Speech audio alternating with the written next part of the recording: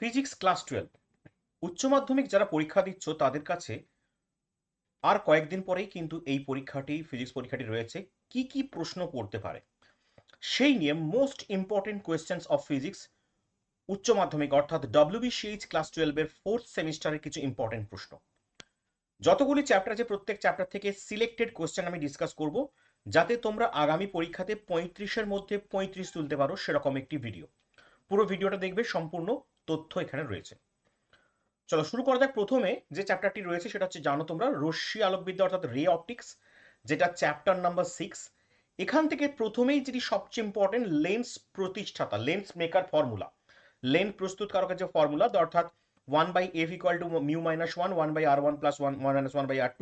এই ফর্মুলাটা অত্যন্ত ভিভিআই এবছর 2026 পরীক্ষার্থীদের জন্য ভালো করে করে যাবে।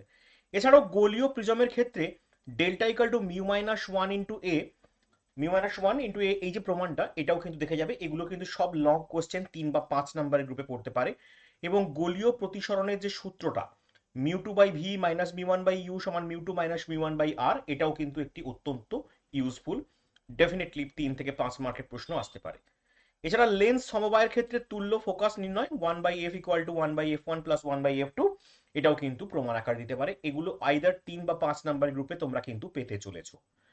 এছাড়াও যৌগিক অনুবীক্ষণ যন্ত্র অর্থাৎ কম্পাউন্ড মাইক্রোস্কোপ এবং দূরবীক্ষণ যন্ত্র, যেটা অ্যাস্ট্রোনমিক্যাল টেলিস্কোপের গঠন কার্যনীতি এবং এখান থেকে বিবর্ধনের রাশিমালা, এবং এখানের উপর কিন্তু অঙ্ক অর্থাৎ নিউমেরিক্যাল কিন্তু পড়ার সম্ভাবনা প্রচন্ড হাই। তাই ভালো করে কিন্তু এখান থেকে নিউমেরিক্যাল গুলো প্র্যাকটিস করে যাবে, এবং খুব সহজেই ফর্মুলা বেসড নিউমেরিক্যাল হয়, অসুবিধা হওয়ার কথা নয়। এছাড়াও কিছু 2 নম্বরের প্রশ্ন বলে রাখছি, যেমন সংকট কোণ এবং পূর্ণ প্রতিফলনের মধ্যে শর্ত লিখতে বলতে পারে।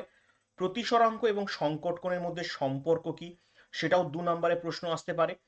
রংধনু কাকে বলে, কিভাবে গঠিত হয়, বা গোলীয় অপেরণ যাকে স্পেরিক্যাল অ্যাভারিয়েশন বলে, কিভাবে দূর করা যায় 1+1, এভাবেও কিন্তু প্রশ্ন দিতে পারে।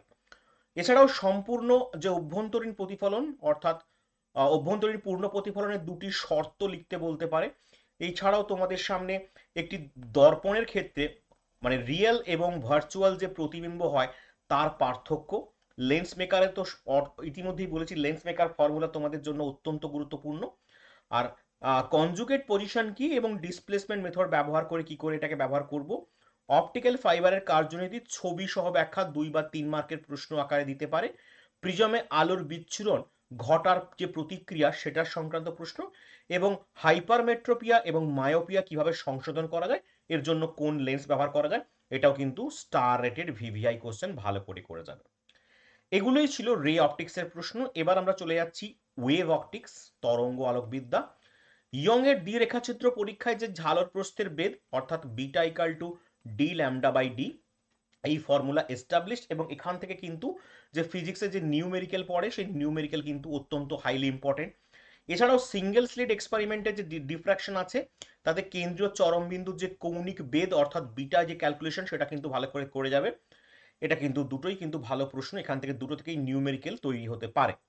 ব্যতিচার এবং অপবর্তনের মধ্যে 2টি পার্থক্য 2 নম্বরের, ব্রিউস্টারের সূত্র, এবং দেখাও যে সমবর্তন কোণের আপতিত রশ্মি প্রতিফলিত রশ্মি পরস্পর লম্ব, এটাও ভালো প্রশ্ন। এবং পোলারয়েড কি, এর ব্যবহার, এটা 1+1 2 নম্বরের প্রশ্ন আকারে আসতে পারে। যেগুলো বলছি 100% থাকো, এখান থেকে প্রশ্ন হবেই শিওর শট। এছাড়াও এই চ্যাপ্টার থেকে কিছু 2 নম্বরের প্রশ্নের মধ্যে হাইগেন্সের যে নীতি ভীষণ ভীষণ ইম্পর্টেন্ট। এখান থেকে প্রতিসরণ সংক্রান্ত যে প্রমাণ খুব ভালো করে করবে।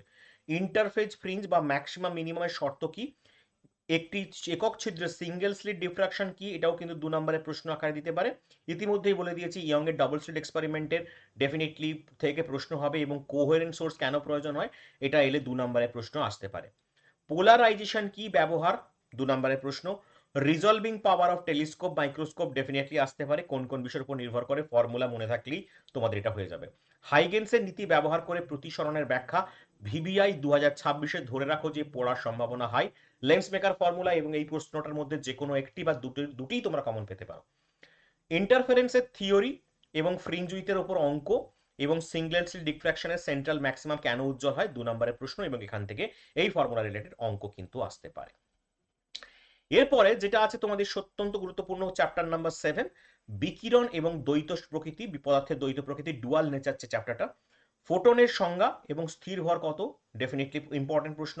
কার্য অপেক্ষক এবং যে থ্রেশহোল্ড ফ্রিকোয়েন্সি মানে সূচনা কম্পাঙ্ক, অবশ্যই দেখে যাবে ডেফিনেশন, এদের মধ্যে একটি অবশ্যই তোমার আসবে এবং এর সাথে কিন্তু এককগুলোকে তোমরা কিন্তু দেখে যাবে। স্টপিং পোটেনশিয়াল প্রচন্ডবার পরীক্ষায় প্রশ্ন জিজ্ঞাসা করা হয়েছে বিগত বছরগুলোতে, ডেফিনেটলি দেখে যাবে। ডিব্রোগলি কণার তরঙ্গ দৈর্ঘ্য এবং কণার ভরবেগ এবং গতিশক্তির মধ্যে সম্পর্ক, lambda equal to H by M V বা এইচ বাই পি, এখান থেকে যে ডেফিনেটলি প্রমাণগুলো হয় সেই প্রমাণগুলো কিন্তু দেখে যেতে হবে। ফটো তড়িৎ কারেন্ট এবং তীব্রতা অর্থাৎ ইন্টেন্সিটির সঙ্গে কম্পাঙ্কের যে ফ্রিকোয়েন্সি যে কিভাবে নির্ভর করে এবং তার গ্রাফ ভীষণভাবে ইম্পর্টেন্ট। দুটো তিনটি গ্রাফ আছে, মাত্র দুটো তিনটি গ্রাফ এই পদার্থের দ্বৈত বিকিরণে, সেই দুই বা 3 নাম্বার গ্রুপে বিশেষ করে 2 নাম্বার প্রশ্নগুলো আসে, দেখে যাবে। ডিব্রোগলি প্রকল্পের তাৎপর্য এবং একটি ইলেকট্রনের ভোল্ট বিভব দ্বারা বিভব প্রভেদ দ্বারা ত্বরান্বিত করা হলে ডিব্রোগলি তরঙ্গ রাশিমালা, যেটা আমি এখান থেকেই বলেছিলাম, ডিব্রোগলি তরঙ্গের রাশিমালাটা কিন্তু খুব গুরুত্বপূর্ণ, এখান থেকে কিন্তু মিস করা চলবে না। এরপরে যেটা আসছি আরো কিছু প্রশ্ন, যেমন আইনস্টাইনের যে আলোক তড়িৎ সমীকরণ সেই প্রত্যেকটা টার্ম লিখবে। যেমন হচ্ছে তোমাদের কি আছে, ই সমান H new minus omega zero, এটাকে আবার হাফ এম ভি স্কোয়ার সমান H new minus omega zero, এটাও লেখা যায়। প্রত্যেকটা টার্ম কি, ওমেগা কি, এইচ কি, নিউ কি, এম কি, ভি কি, এগুলো দেখাতে হবে। ডিব্রোগলি তরঙ্গ দৈর্ঘ্য সমীকরণ, এটাও 2 নম্বরের প্রশ্ন, ভালো করে যাবে। ফটো ইলেকট্রিক এফেক্টের 3টি বৈশিষ্ট্য 3 নম্বরের প্রশ্ন আকারে থাকতে পারে, অবশ্যই করবে, একদম সোজা সাপটা থিওরি প্রশ্ন এগুলো হয়। হার্টজ এবং লেনার্ডের পরীক্ষায় কি প্রমাণ মিলেছিল, 2 নম্বরের ব্যাখ্যামূলক প্রমাণ, 2 থেকে 3 লাইন লিখলেই কিন্তু তোমরা ফুল মার্কস পেয়ে যাবে। ম্যাটার ওয়েভ কি এবং এর গতি বাড়ালে পদার্থের তরঙ্গ দৈর্ঘ্যে কি পরিবর্তন হয়, অত্যন্ত গুরুত্বপূর্ণ 2 নম্বর একটি প্রশ্ন। ফটো ইলেকট্রিক পরীক্ষার ফলাফল দিয়ে আলোর কণিকাগুলি, কণিকা তত্ত্ব যে সেটা প্রমাণ করতে হবে, 2 নম্বর একটি প্রশ্ন। ডিব্রোগলির সমীকরণ এবং ব্যবহার, বারবার করে এই প্রশ্নটাকে ঘুরিয়ে ফিরিয়ে দিচ্ছি কারণ এটা 2 বা 3 নম্বরের প্রশ্নে অবশ্যই তোমরা দেখতে পাবে, এটা 2 নম্বর প্রশ্নই দেখতে পাবে কারণ এখান থেকে 2 নম্বর প্রশ্নই পড়বে।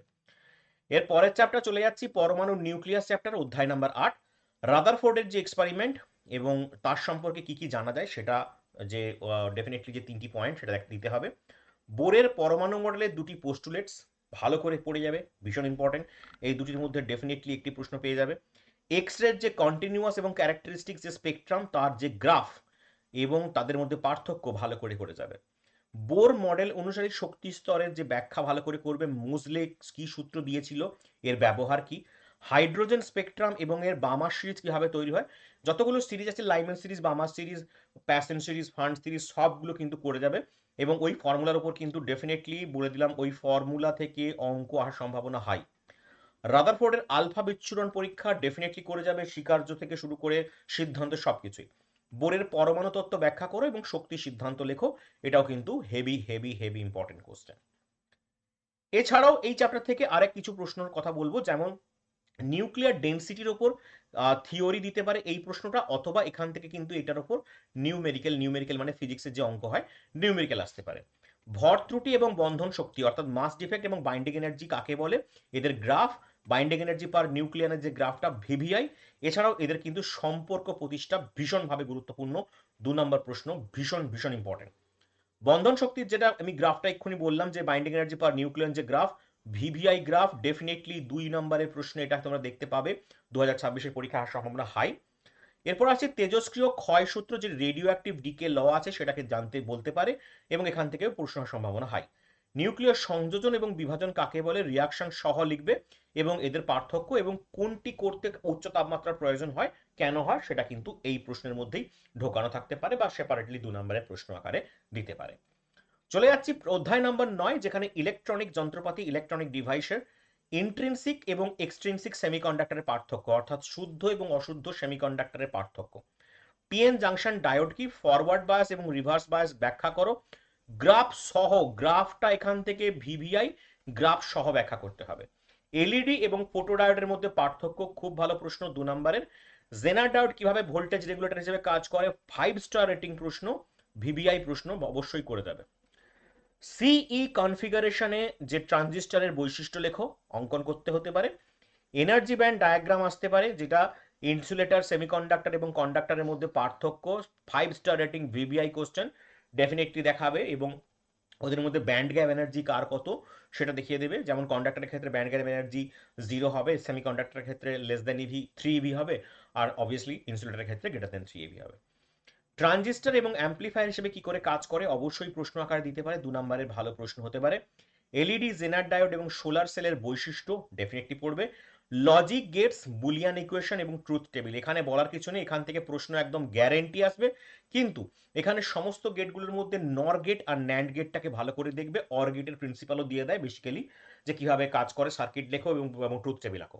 তো সবচেয়ে মনে রাখবে যে লজিক গেটের মধ্যে কিন্তু নর গেট আর ন্যান্ড গেটকে কেন ইউনিভার্সাল গেট বলা হয় এবং নট গেটকে কেন কি বলা যায় ইনভার্টার বলা হয়, এগুলো কিন্তু কমন প্রশ্ন দেখে যাবে।